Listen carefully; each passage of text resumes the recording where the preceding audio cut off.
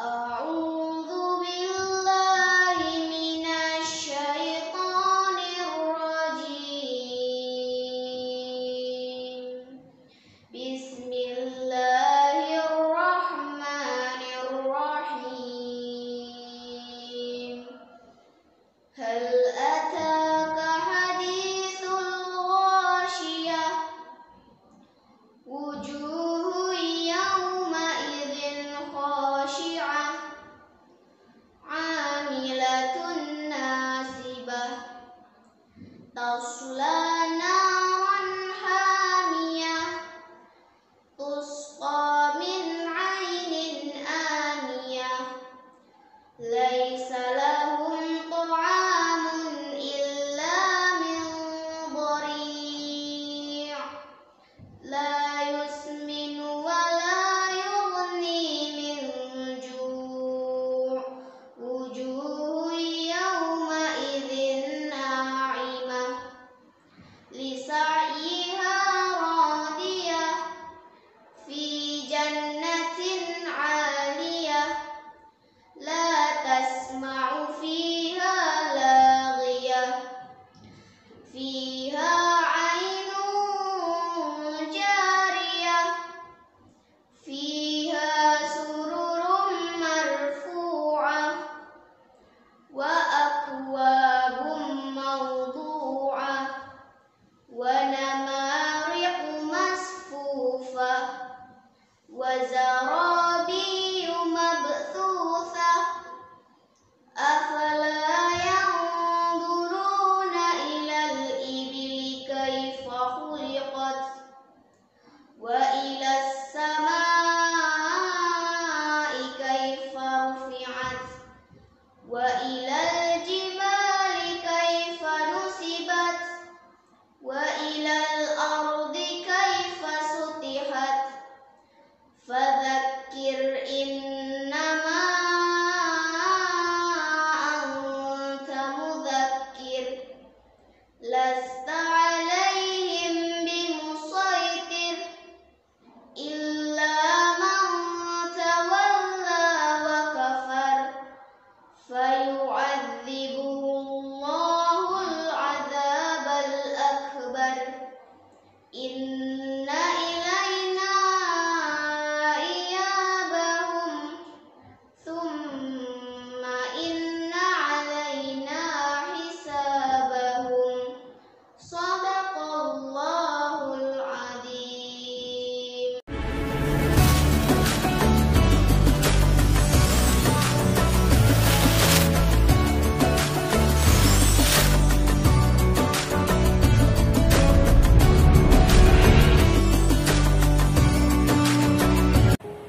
Assalamualaikum warahmatullahi wabarakatuh. Innal hamdalillah nahmaduhu wa nasta'inuhu wa nastaghfiruh wa na'udzu billahi min shururi anfusina wa min sayyiati a'malina may yahdihillahu fala mudilla lahu wa may yudhlilhu fala hadiya lahu. Asyhadu an la ilaha illallah wa asyhadu anna Muhammadan abduhu wa rasuluh la nabiyya wa rasula ba'da. Qala Allah Ta'ala fi Kitabil Karim, ya ayyuhalladzina amanu taqullaha haqqa tuqatih wa la tamutunna illa wa antum muslimun. Qala Rasulullah sallallahu alaihi wasallam, man shoma ramadhana imanan wa ihtisaban ghufira lahu ma taqaddama min dhanbi. Shadaqallahu alaihi wa sadaqa rasul. Anak-anakku, siswa-siswi SD Islam Terpadu Arida Sokaraja yang berbahagia, alhamdulillahirrahmanirrahim. Hari ini kita masih diberikan nikmat yang luar biasa oleh Allah Subhanahu wa taala, nikmat sehat, nikmat sempat untuk bisa memasuki di bulan Ramadan ini di hari yang ke-22. Salawat dan salam semoga kita curahkan pada junjungan kita Nabi Muhammad sallallahu alaihi wasallam. Beliau adalah idola kita dan tidak ada idola yang berhak kita idolakan kecuali Nabi kita Nabi Muhammad sallallahu alaihi wasallam. Allahumma sholli ala Muhammad wa ala ali Muhammad. Anak-anakku, siswa-siswi SD Islam Terpadu Arida Sokaraja, apa kabarnya sore hari ini? Alhamdulillah, dahsyat, hebat, luar biasa. Allahu Akbar. Yes, yes, yes, yes.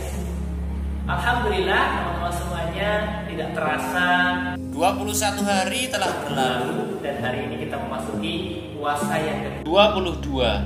Artinya kita sudah melewati 2 fase awal dari bulan Ramadan, yaitu 10 hari pertama, 10 hari yang kedua, dan sekarang kita akan memasuki 10 hari yang terakhir. Ibaratnya sebuah turnamen teman-teman semuanya, 10 hari yang terakhir ini adalah babak finalnya. Kita sudah berusaha mencoba melatih diri kita untuk bisa meraih pahala sebesar-besarnya di 10 hari yang pertama. Kemudian kita membiasakan diri di 10 hari yang kedua, dan sekarang kita sudah terbiasa. Sudah seolah-olah kita berpuasa itu sangat ringan, sudah tidak merasakan lapar lagi. Ya, namun sekarang saatnya kita untuk benar-benar bisa meraup pahala sebesar-besarnya. Karena di 10 hari yang terakhir ini Allah Subhanahu wa taala sudah menyiapkan pahala-pahala yang luar biasa. Salah satunya adalah pahala dalam mencari Lailatul Qadar atau malam kemuliaan. Anak-anakku, siswa-siswi yang sedang terpadu pada sekolah aja, ada satu amalan yang mungkin teman-teman belum melakukan. Apa itu? Amalan ini adalah amalan yang bernama i'tikaf. Apa itu i'tikaf teman-teman semuanya? Nah, biasanya mulai tadi malam teman-teman mungkin di masjid kalian ya sudah ada orang yang membawa tas dengan berisi pakaian dan sebagainya. Mereka seolah-olah membawa barang dari rumah untuk menginap di masjid. Ya, mungkin ada beberapa di masjid teman-teman yang sudah ada seperti itu. Nah, itulah yang dinamakan dengan i'tikaf. Apa itu i'tikaf? I'tikaf secara bahasa berarti menetap pada sesuatu.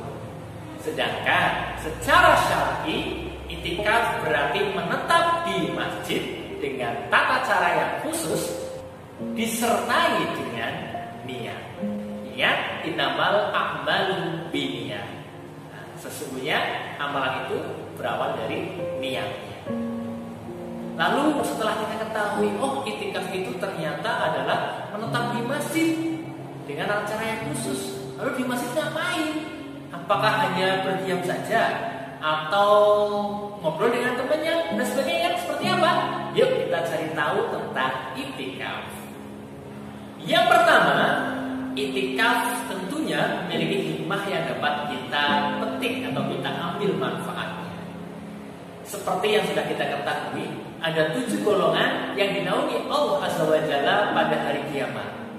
Nah, 7 golongan ini salah satunya apa yang dituju adalah seseorang yang berzikir kepada Allah Azza wa Jalla dalam keadaan sepi, lalu dia meneteskan air matanya.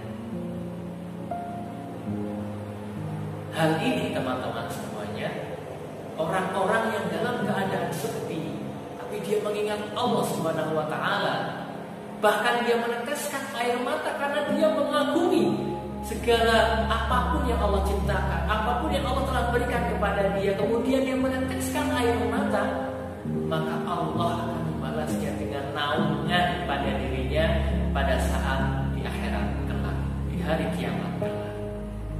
Maka teman-teman semuanya, di dalam masjid kita beriktikaf. Bagaimana kita berusaha untuk mengingat-ingat Allah dengan cara melaksanakan zikir, tahmid, tasbih, tahlil, kemudian membaca Al-Quran dan sebagainya yang merupakan amal-amal yang bisa kita laksanakan di dalam masjid.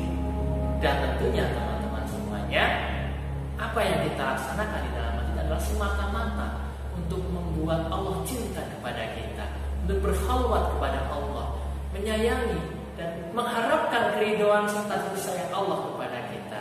Karena ingat teman-teman semuanya, kasih sayang kita kepada orang tua dan orang tua kasih sayang juga kepada kita, orang tua saja memberikan apa yang kita inginkan. Apalagi Allah Subhanahu wa taala, Allah yang Maha Agung, Allah yang Maha memiliki segala sesuatu. Jika memang Allah telah mencintai kita, maka apapun yang akan kita minta, insya Allah Allah akan mengabulkannya. Maka dari itu teman-teman semuanya, yuk kita melaksanakan i'tikaf dengan tata cara yang benar. Untuk itu, yuk kita coba mencari tahu bagaimana iktikaf yang benar. Dalil di syariatnya iktikaf.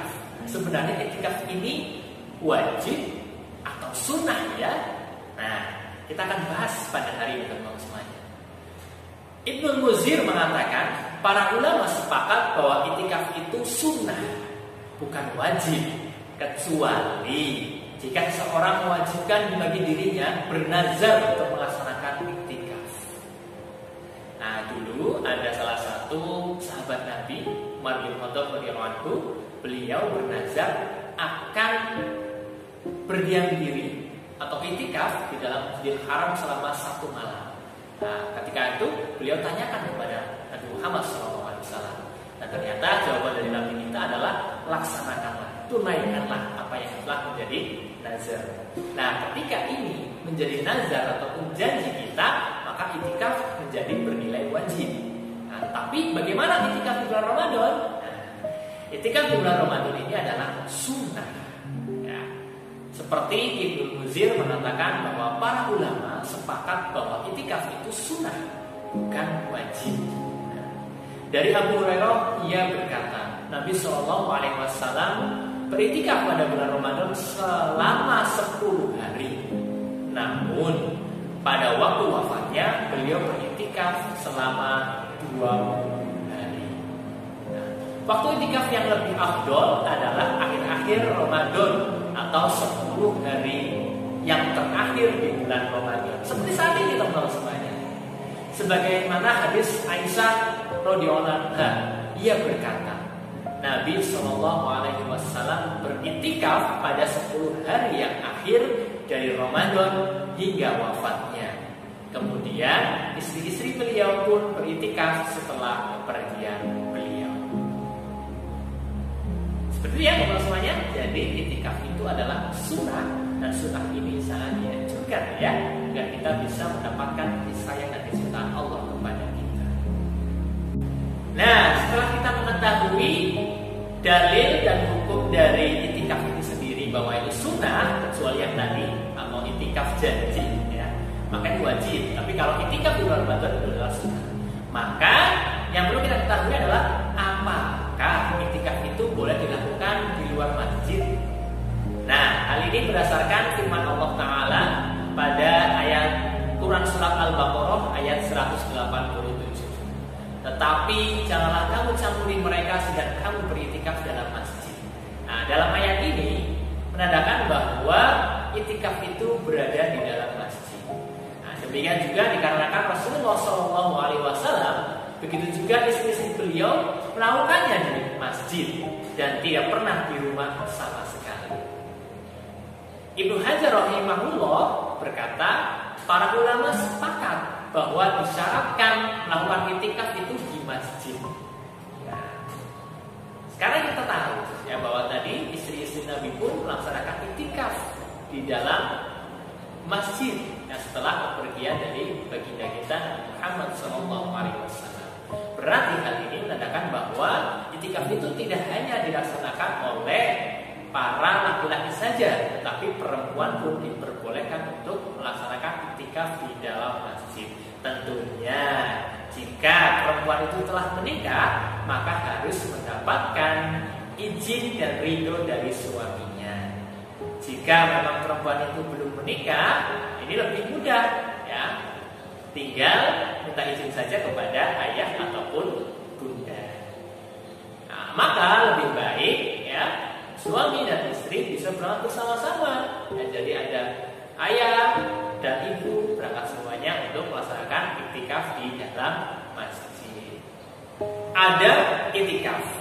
Hendaknya ketika beriktikaf seseorang menyibukkan diri dengan melakukan ketaatan seperti berdoa, berzikir, bersolawat kepada Nabi kita Muhammad SAW, mengkaji Al-Quran dan mengkaji hadis. Dan dimakruhkan menyibukkan diri dengan perkataan dan perbuatan yang tidak bermanfaat. Mau niatnya iktikaf, bawanya handphone. Ya, kalau handphonenya untuk baca Al-Quran masih mending lah. Tapi kalau untuk yang lain, jangan ya. nanti malah pahala itikafnya menjadi hilang. Kapan sih dimulainya itikaf?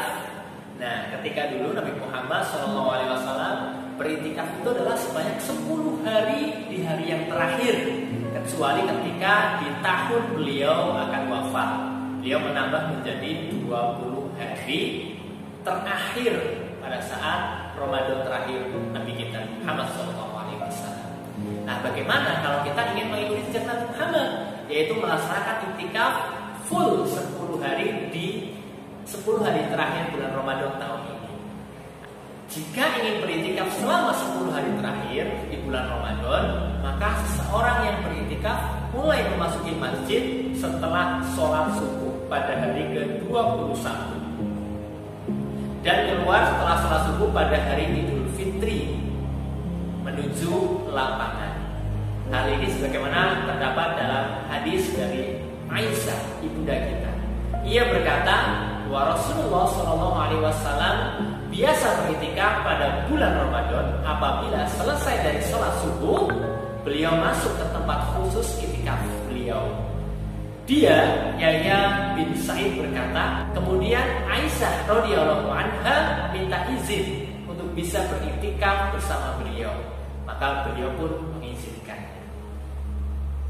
Namun, para ulama mazhab menganjurkan untuk memasuki masjid menjelang matahari tenggelam pada hari ke-20 Ramadan.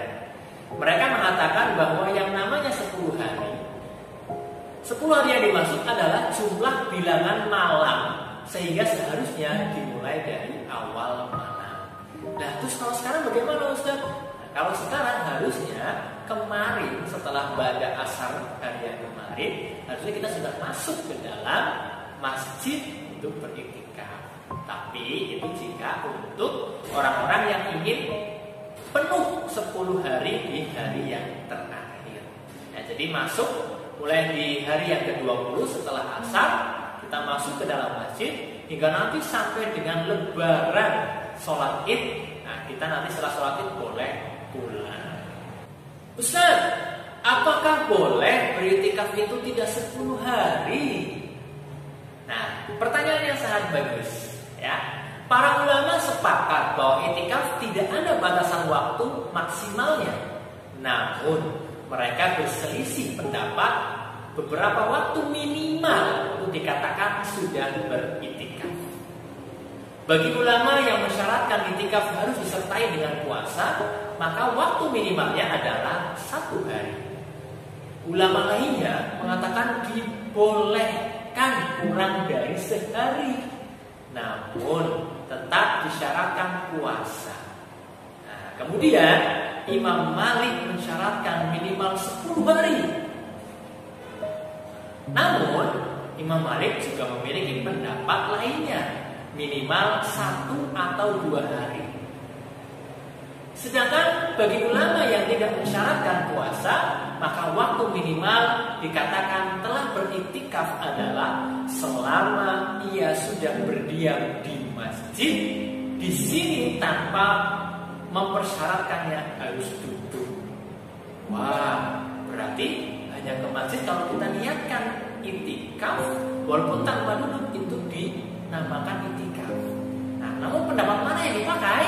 Nah, yang tepat dalam masalah ini, itikaf tidak dipersyaratkan untuk puasa, hanya disunahkan. Menurut mayoritas ulama, itikaf tidak ada batasan waktu minimalnya. Artinya boleh sesaat di malam atau di siang hari. Nah, Al-Badawi rahimahullah mengatakan waktu minimal dikatakan itikaf pada itikaf yang sunnah atau itikaf yang mutlak adalah selama disebut berada atau berdiam di dalam masjid walau hanya sesaat. Jadi kalau kita di saat ini mungkin Ustaz masih ada ujian di sekolahan, Ustaz masih ada ini dan itu. Nah, maka minimal kita coba untuk ke masjid dengan niat untuk melaksanakan itikaf. Ya, saya niat melaksanakan itikaf lillahi ta'ala. Saya berangkat ke masjid, kemudian di dalam masjid sholat wajib misalkan, kemudian kemudian nanti berzikir, nah nanti boleh pulang.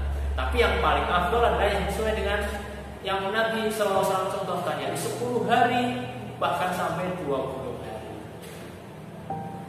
Nah, mungkin bagi ayah atau bunda yang mau mencoba untuk melaksanakan iktikaf, bisa dicoba pada malam-malam ganjil. Setelah sholat tarawih jangan pulang. Nah, lalu kemudian kita iktikaf sampai dengan sahur, nah, sampai dengan subuh baru kita pulang. Seperti itu. Ya tidak apa-apa. Ya, karena memang di sini kita diperbolehkan untuk beriktikaf dalam waktu yang singkat, yang penting kita niatkan untuk beriktikaf. Kurang dan lebihnya saya mohon maaf yang sebesar-besarnya. Billahi taufiq wal hidayah. Wassalamualaikum warahmatullahi wabarakatuh.